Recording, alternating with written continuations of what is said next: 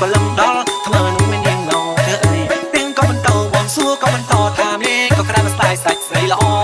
នាងអើយគិតតែពីងថានាងអើយគិតតែពីងនាងនឹងអី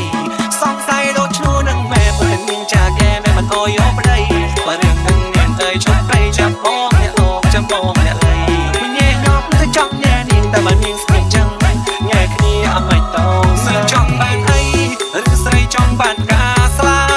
ថានាងចង់បានអីឬមួយនាងស្រីចង់បានការស្លានេះអើយដូចយាយឃ្លានស្លាម្នាងណានៅតែសួរមិនស្ដីលើកម៉ៅដូចតាហេវស្រាម្នាងណានៅតែសួរមិនយាយ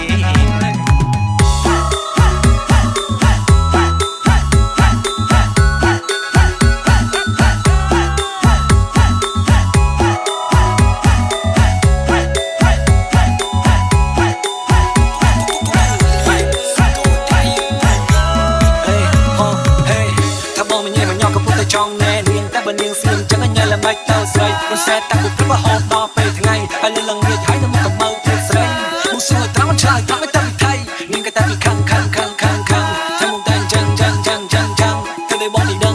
ពីចាស់ស្រីនៅក្នុងគុំគេមានតែកូនគេមានតែចៅផ្លេចអីតែនាងមួយនៅអត់មានព្រួយនៅអត់មានភ័យជួបបានក៏ជួបតែបងសុំចិត្តណានាងស្រីមកសួរត្រង់ឆ្លើយត្រង់តែពីថៃខ្វះខាយកវ៉ៃណាចាំបងតែលោកចាំបងតែលៃនេះក៏តែពីខាងថាមុំតែចឹង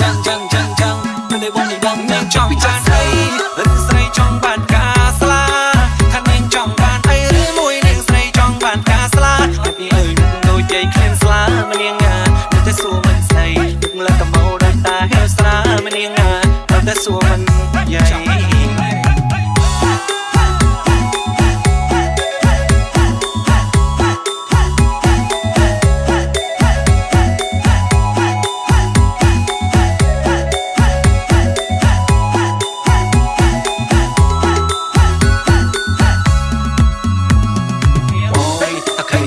យចូលតែឯងដូចគឺនៅឯងណាមិននាងស្រី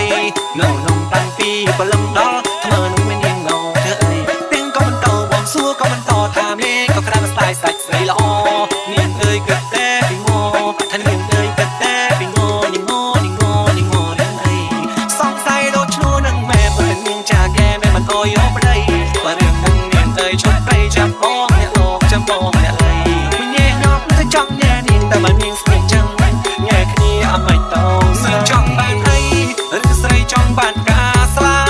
ថានាងចង់បានអីឬមួយនាងស្រីចង់បានការស្លានេះអើយដូចយាយឃ្លានស្លាម្នាងណានៅតែសួរមិនស្ដីលើកម៉ៅដូចតាហេវស្រាម្នាងណានៅតែសួរមិនយាយ